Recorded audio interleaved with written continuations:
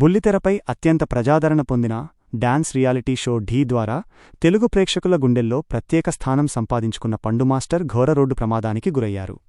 ఒక private show ముగించుకుని తిరిగి వస్తుండగా ఆయన ప్రయాణిస్తున్న వాహనం ప్రమాదానికి గురికావడంతో పండు మాస్టర్కు తీవ్ర గాయాలయ్యాయి.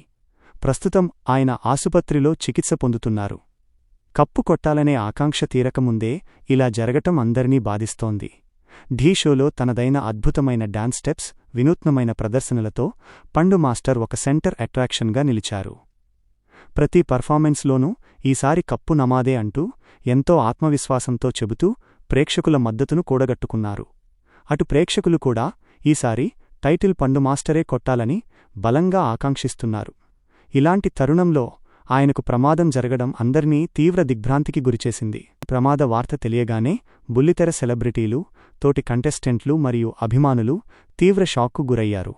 ఎప్పుడూ స్టేజ్ మీద ఎంతో ఎనర్జెటిక్గా, యాక్టివ్గా కనిపించే పండు మాస్టర్ ఇలా బెడ్పై ఉండటాన్ని జీర్ణించుకోలేకపోతున్నారు.